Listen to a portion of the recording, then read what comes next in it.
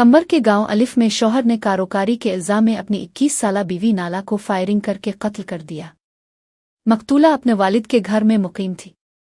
इत्तलात के मुताबिक गुलाम मुर्तज़ा चांडियों ने 2 साथियों के हमरा घर में घुसकर फायरिंग की, जिसके नतीजे में नाला मौके पर ही जाँ बहक हो गई, जबकि मुलजिम फायरिंग के बाद फरार हो गया। मकतूला के वालिद इरशाद अली ने सहाफ़ियों से गुफ्तगू करते हुए बताया कि इसकी बेटी अपने वालिदैन के घर में थी, जहां इसके शौहर ने अपने साथियों समेत गोलियां मारकर बेदर्दी से कत्ल कर दिया।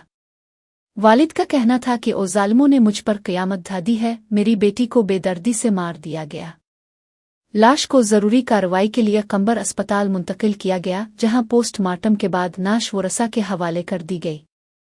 बाद अज़ां वरसा ने कातिलों की गिरफ्तारी के लिए लाड़काना रोड पर धरना दे दिया, जिससे ट्रैफिक कई घंटों तक मुअत्तल रही।